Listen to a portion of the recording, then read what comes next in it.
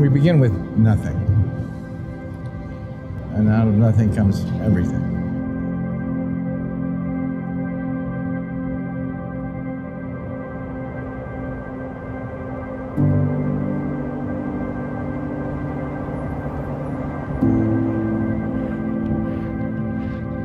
A few years ago, I did a theme called Beyond Belief.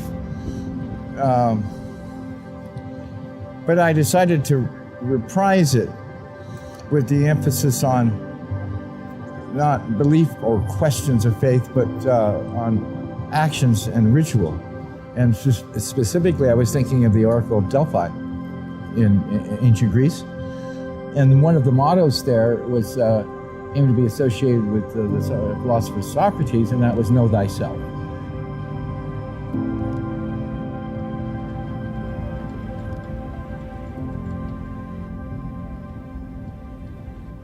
I had the philosophical center of Burning Man, and our motto is a phrase by the American philosopher William James, who said, "Belief is thought at rest."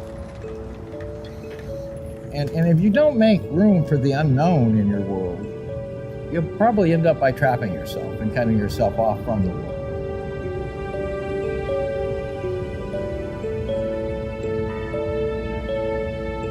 I think there is a distinction between what you might just call ritual generally and what we're calling radical ritual, which is the name of this theme. A ritual in general terms is something that you do on a routine basis, but there's another kind of ritual, which is setting the stage to unleash your creative capacities. Instead of doing the same thing over and over again, you are setting up the environment in such a way that you can access greater creativity, access a greater sense of connectedness. And you don't know what's going to happen then. The whole point is that you're sort of taking a step into the unknown, maybe even a kind of leap of faith. And these are radical rituals.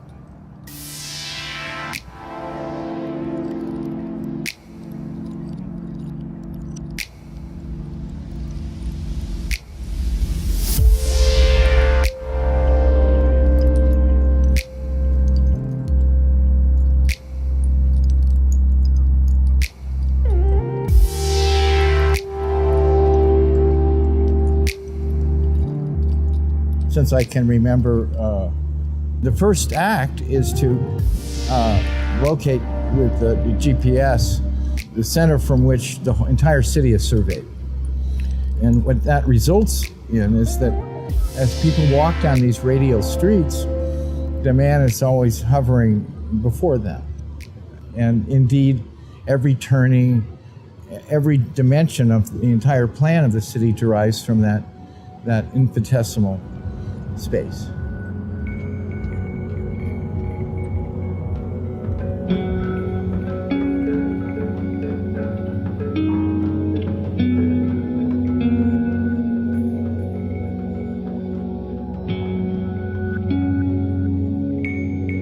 Early on, many years ago, when that time came to drive that stake in the ground, everyone takes a hammer and imparts an ounce of energy in tapping that spike, and of course the man goes over that, so his spine is coterminous with it, and it's one axis, and on that temple it continues upward as a golden spike. So I thought to call it the Temple of the Golden Spike, not the Temple of the Man, but the Temple of the Golden Spike. And that meant we had to put him in a house, in a home, and close him. Then there was much controversy about that.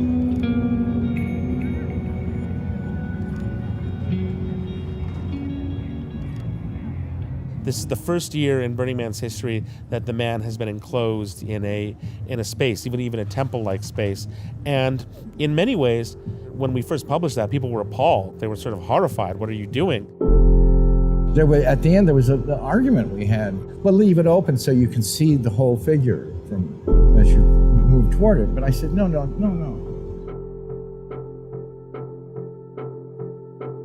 If they see the whole figure, they'll say to themselves from a distance, they'll say, well, it's big.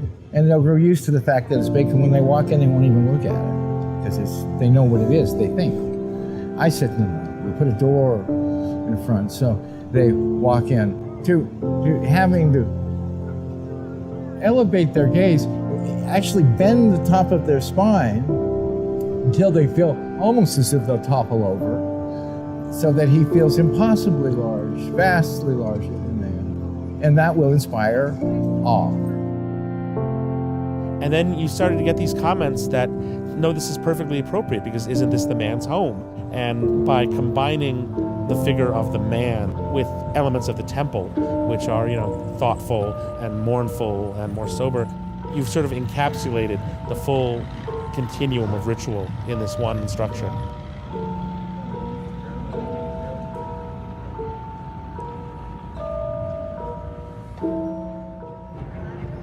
Radical has multiple meanings, and the one that most people are most familiar with involves, going for broke, out there. But it also means, in a very basic sense, what is fundamental too. This theme has triggered a lot of responses in people, and the real key question here appears to be, how much attention does it get you to pay? Rituals, our daily rituals, do have an effect on us, do have a power on us. There are many things that if you aren't prepared to see them or notice them, you don't notice them at all.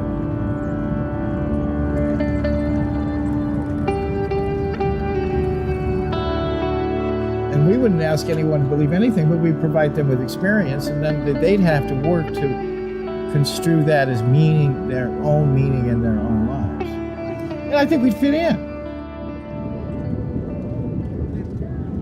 If you can get people, put them in sort of existential situations, it's fraud, A tornado or two doesn't hurt. And then you invite them to work and play. And if you have them do both at the same time, rituals just originate naturally.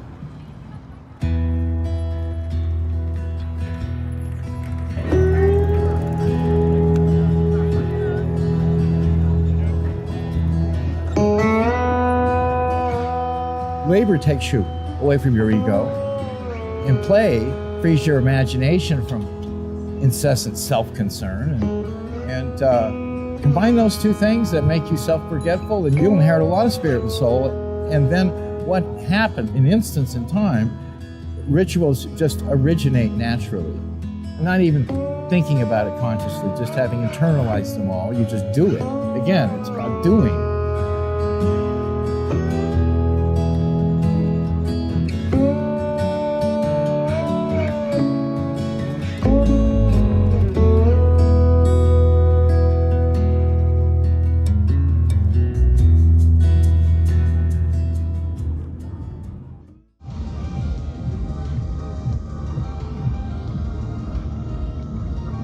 I had been very inspired by Burning Man art and wanted to contribute a large-scale installation of some kind.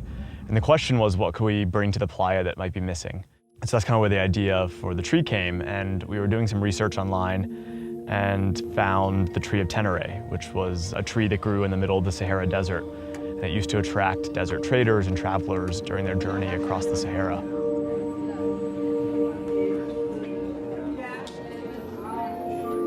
It sort of fits perfectly with Burning Man itself. The original tree of Tenere was a desert tree. Its roots had grown 100 feet down to the nearest water table, and it was the only tree for 250 miles.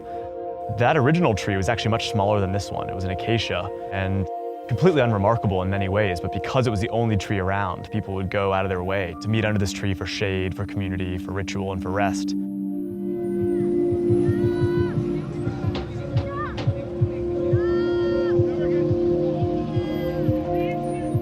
We thought that putting a tree in the middle of the desert might attract, large communities of people, not just to climb, but also to interact with the tree and perform rituals. And we thought at Burning Man that would almost be a sort of identical type of experience.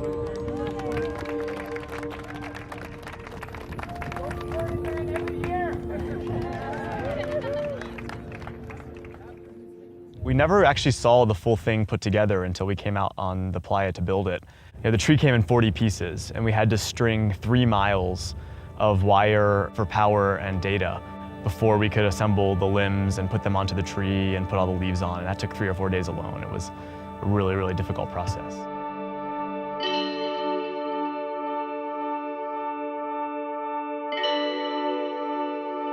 So we wanted the tree to be climbable, and it's very challenging to kind of do that with real wood or with like a real tree. So we decided to make the tree from a steel substructure, which is strong enough to support 60 climbers. Yeah, I mean, there's a lot of technology that goes into the tree, but ultimately we thought the idea of building a lifelike tree in the middle of the desert could create sort of drawing into nature and an appreciation for nature, which is not something you normally associate with the desert. Now, this tree, if you saw it in your neighborhood or in a park, you almost wouldn't even notice it. But when it's the only tree around, it sort of becomes a magnet for people. I think we were all very happy with the result. It sort of almost felt like it took on a life of its own.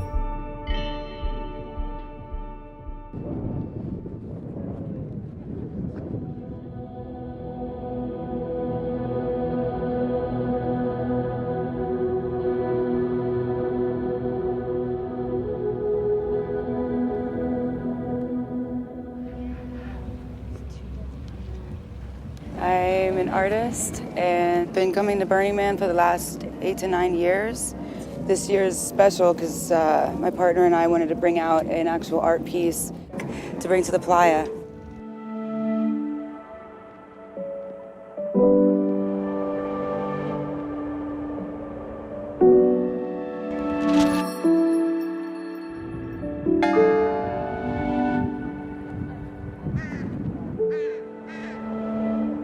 So in 2015, Lake County had a wildfire that raged through the whole county and burnt over 100,000 acres of forest land, including my place. Ironically, I decided not to work that year for Man Base, and I wanted to focus on my farm and my home up in the mountains. And thank God I was there because the place burned down.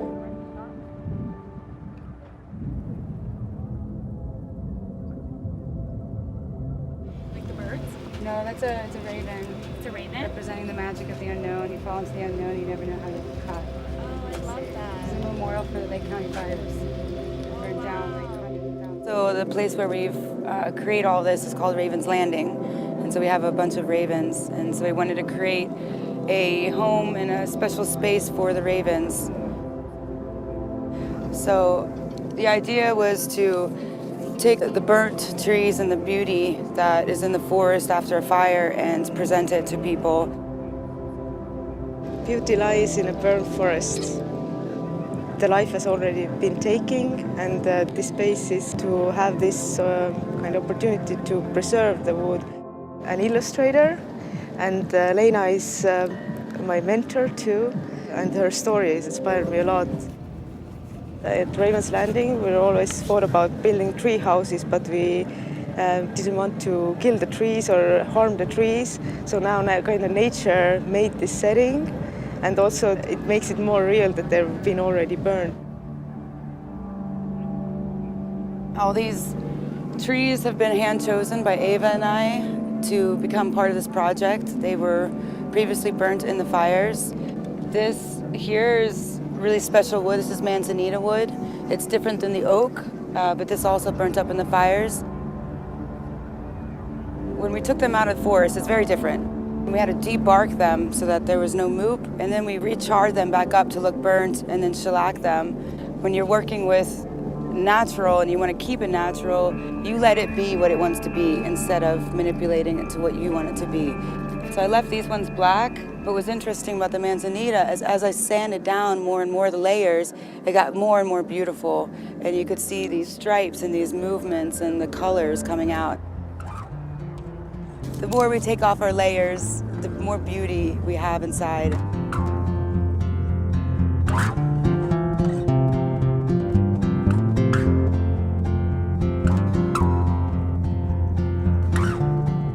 Hopefully people realize when they see and understand the story of fire and losing everything, but being able to look past all that and create something.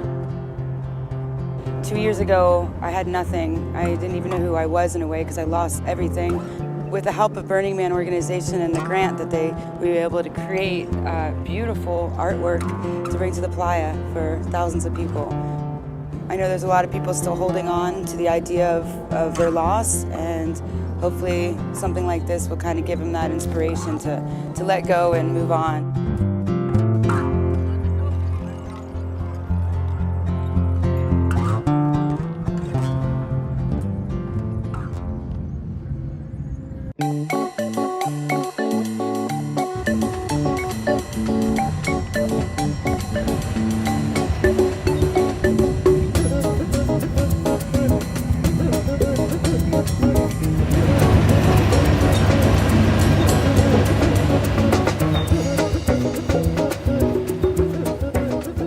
I think this year's temple is good. And you know always, if it's no good, burn it. Head trouble behind, and you know that notion just crossed my mind. 72 years old. Is that the question? No. My name's David Best, and I'm in Nevada at the Black Rock Desert. And I'm in a bust that I made at the World Wood Day in 2017 for Long Beach, California. It was funded by Wood Culture, and I've brought it from California to Nevada.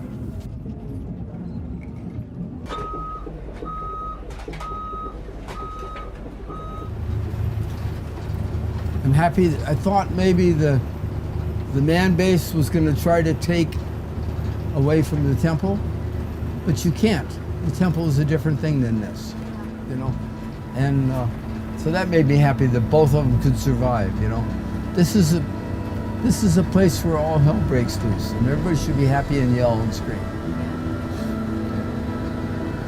And that should be a place where people reflect.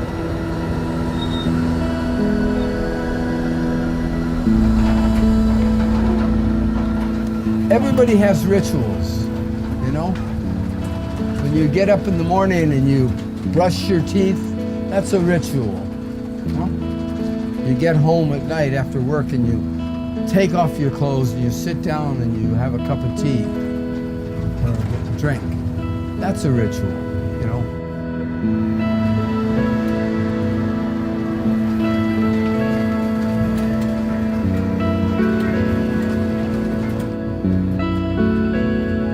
I will say one thing about this. There's nobody being stabbed out here.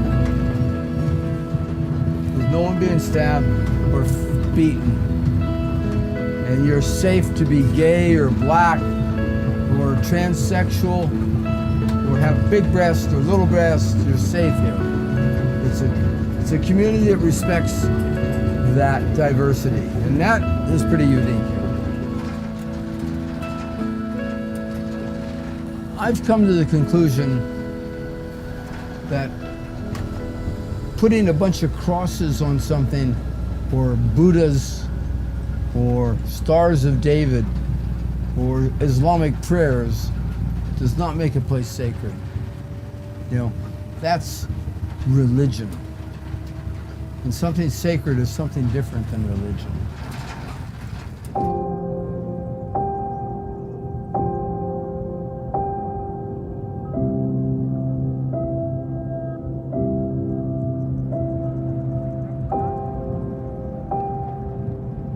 The temple at Burning Man serves as a very important anchor for the event.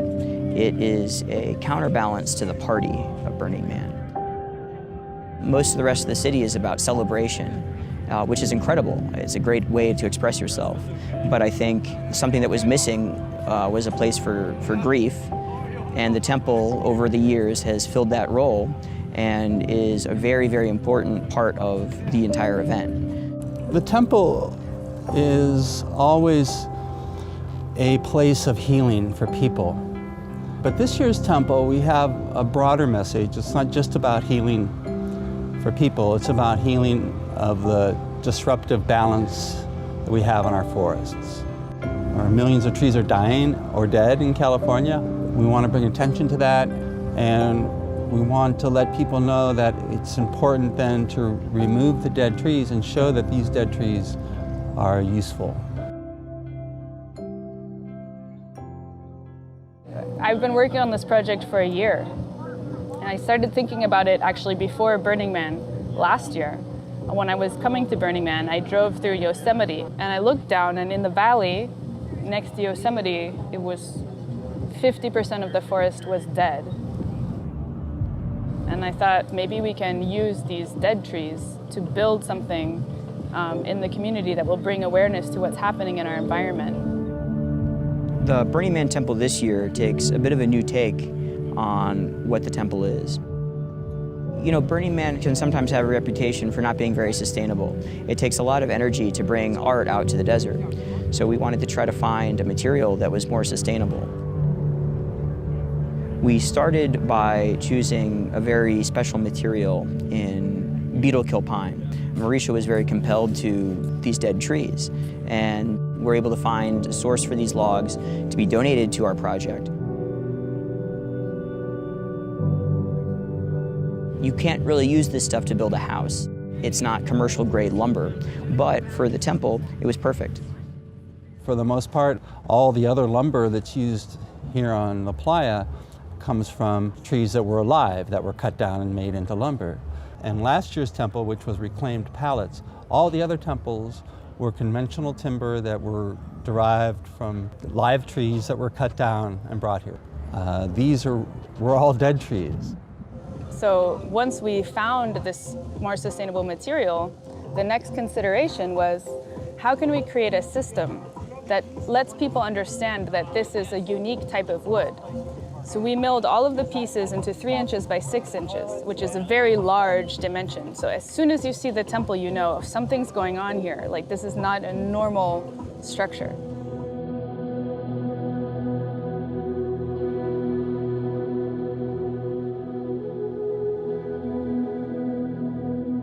The temple this year is in honor of nature. So it focuses your energy on the sky, and it's like a portal to let things go.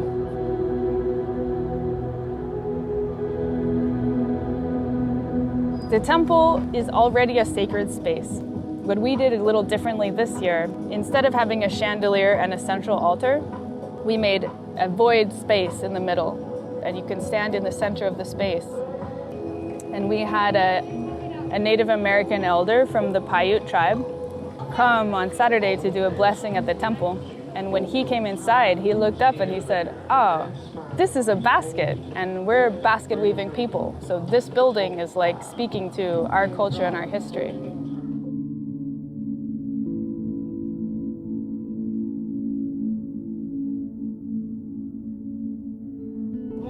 When we open the temple, it feels like the temple of the temple crew. And I went back the next day, and it was already covered with offerings and writing, and every single piece of wood and every altar had a message. It's like we just create the shell, and our whole community creates the project.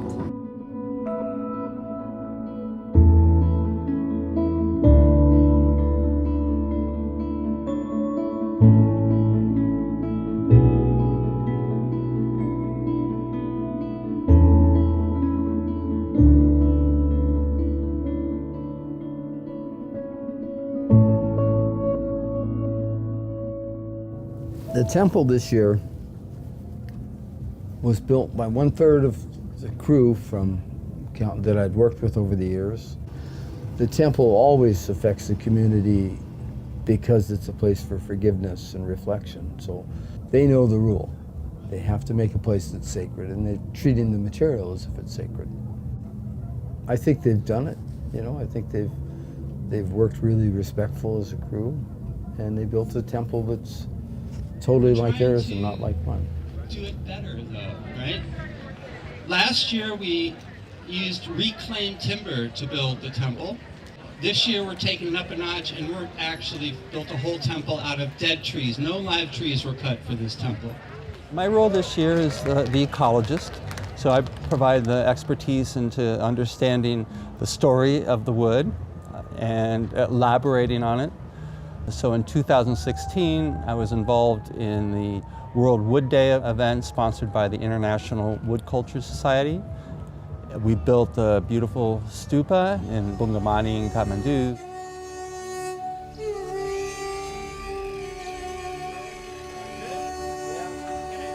What's really important about the Nepal temple and this temple is that there's a story behind the material.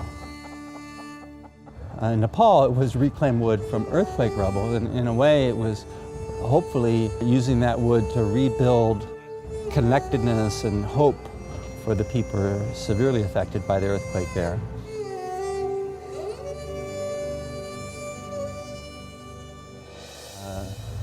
Same here, we're trying to bring attention and awareness to the problem of forest decline. In this case, what we're doing is we're trying to then take it up even a notch, not just reclaim lumber, but dead trees, and let's build a temple. So what happened in Nepal probably started something. And in fact, we're already getting people contacting us going, you know, we want to learn more about how you got the wood and how you used it, because it's a much more ecologically sound way to build here in the playa than to use live tree. I think we raised the bar. You know, there's been a lot of incredible temples built at Burning Man, and some of them have explored sustainable materials, some of them have explored new designs, and I think we really worked hard to raise the bar in what sustainable material means. And I think this is a really important shift. How can we create a more sustainable event? We can't have a model just for culture. We also need a model for ecology. Anything we do, any activity humans do, requires resources. Burning Man has a lot of wood, right? Lots of wood. We've just shown that we can use dead trees. We don't have to cut down live trees. That's ecologically much more beneficial for the environment, to utilize dead trees. We've just proven the concept. That's a beautiful message that this temple is trying to get out.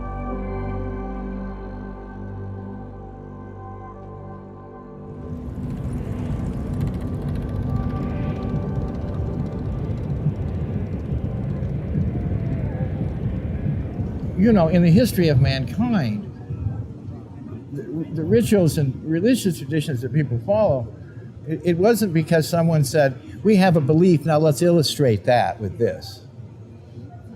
No, it's that we have an experience, and that leads to an action. But all of that is actions. It's not based on beliefs, it's based on what you do, and what you do will determine what you feel, and what you feel then creates an arc of meaning between you and what you see, and that opens our heart to others and to the world. And that's how they originate. They don't originate as illustrations of an idea.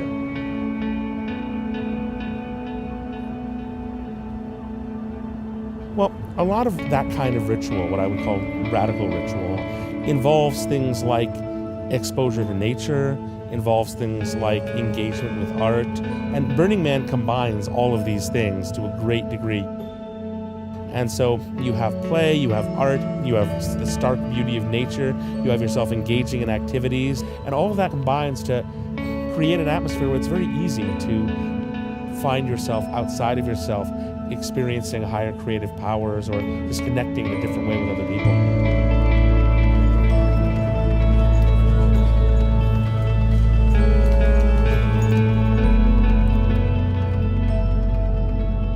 Over time, I've really seen that turn around until a lot of people were not only thoughtfully provoked by the theme and the way we were approaching it, but actually inspired to re-examine what ritual is in their lives and how they would want to reconsider. And that's really, really gratifying.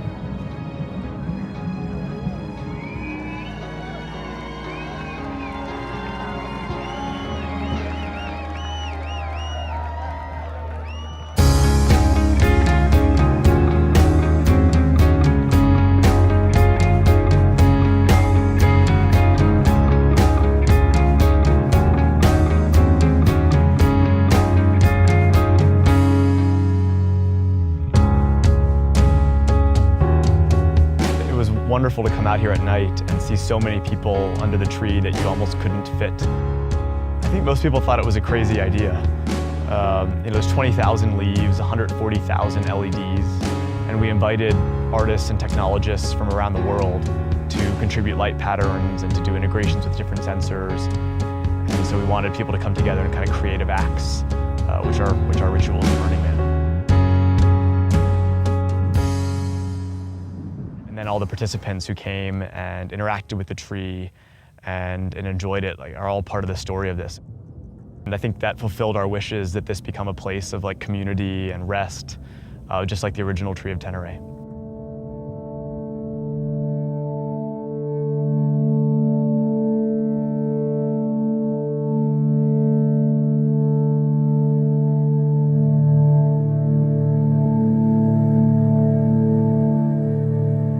Faith doesn't mean you have to be empty-headed, but I think that we should regularly remind ourselves to be humble. Because if we think we can understand the universe with our little constructed thoughts, we're wrong. And we should regularly tap ourselves on the shoulder and realize there are things beyond you that you don't know. But if you're receptive, you might gain inspiration. If you gain inspiration, then you might create something, and then people say, "Where'd you get that idea?" And you'll say, "I don't know, it just came to me."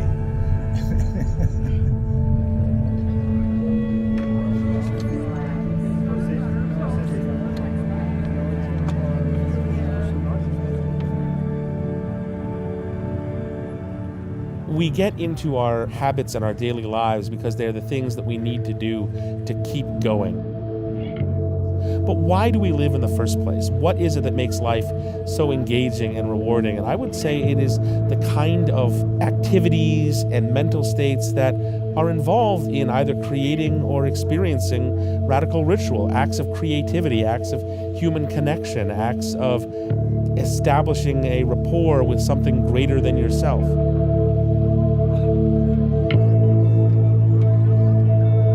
I think those are really what makes life worth living in the first place, why we live, what we really care about and are passionate about.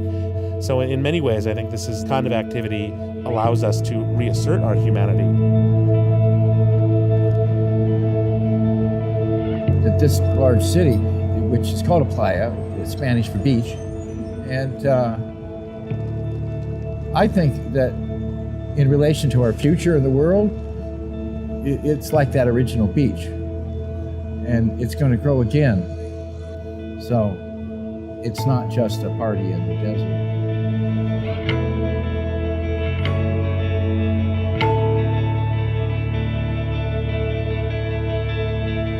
And of course, we'll leave no trace. When we're done, it will be as if we were never here.